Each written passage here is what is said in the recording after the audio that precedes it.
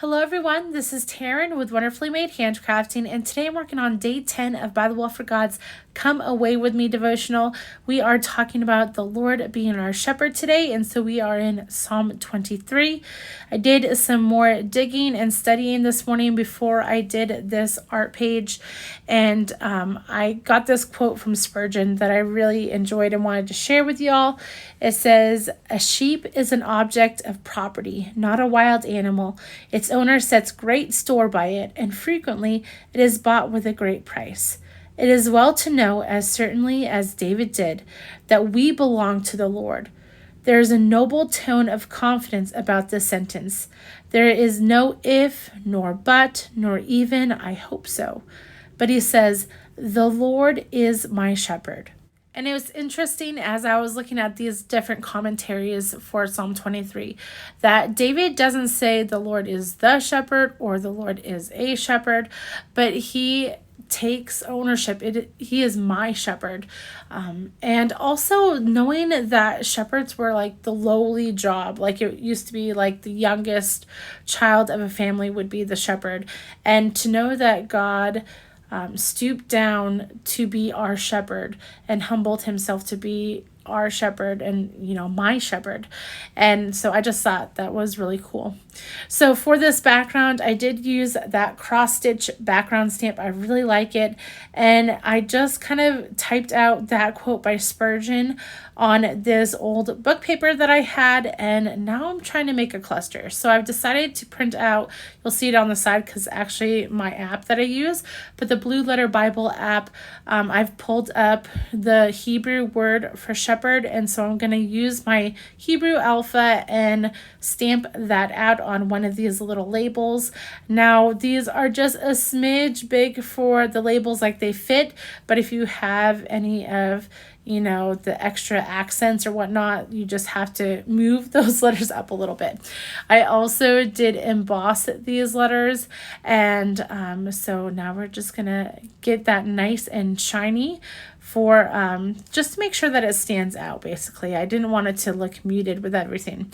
And at first I was going to use this shepherd flashcard that I have up there in the upper left hand corner, but I end up not using that. It just seemed like too much with my cluster, and I really liked how the Hebrew was stamped out and everything on this label. So I decided to nix the little flashcard, even though I love it, but I just decided to keep it a little bit more simple. I also have this embroidered little scene on the side. I really wanted to use that because it's just beautiful, number one, but also it has a river and everything, and we're talking about the Lord leading us beside still waters. It probably wasn't still waters in this embroidered little ephemera, but I like the idea of it, and I thought it was really beautiful. So as you saw there, I decided to get rid of that shepherd flashcard, and I am adding the sunflower to the back side as well to tie in the yellows in there. And now I'm just going to add this little piece of lace on the bottom to add some more texture to this page. And then I'm going to break out this stencil. So this is the Flying Geese cross stitch stencil. Sorry, that's a mouthful. And I'm just going to put it in 3 different places on this page with normal texture paste. But first off, I have to get this book page down. And I also decided to grab some of my faux old tape that I've made. So this is just with Scotch tape and alcohol inks, and so I've dyed those, and then I'm gonna put them on the page. I thought about using this little scrap that I've made previously. I just kind of batch made a bunch of stuff at a previous retreat, and so that's where these little pieces of paper and also the alcohol ink tape came from. And so I will add that to the bottom right hand corner and the upper left hand corner of this page. Now for this stencil, I definitely want that book page glued down because the stencil or the texture paste will go over both the background or the Bible page and that book page, but I don't want the ephemera cluster glued down yet because I don't want to get any texture paste on that ephemera cluster. So I'm going to glue this down. This is just some scrapbook.com's version of score tape. It works really well. It's super sticky though, so make sure you got the right placement before you put it down.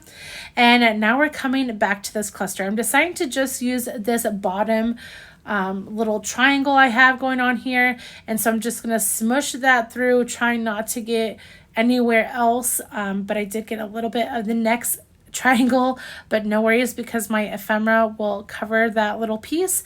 And now we are going to go in the bottom and also on the top. I'm trying to make kind of a triangle shape. It's a little bit hard with such a big section of stencil, but we're going to put some in the bottom right hand corner and then in the upper middle to left hand corner as well. So that will be great. I'll make sure to rinse off my stencil. I'm not going to show you that. And now we are going to glue this cluster down. I will just use my Barely Arts glue, and then I'm going to highlight the chapter on the left hand side of this page, add my date stamp, and then guys, this page will be done. If you've enjoyed this video, please like and subscribe to my channel. You can also follow me over on Instagram at Wonderfully Made Handcrafting. I'll try to link everything I use down below in the comments, and I hope you have a wonderful day, guys. Bye.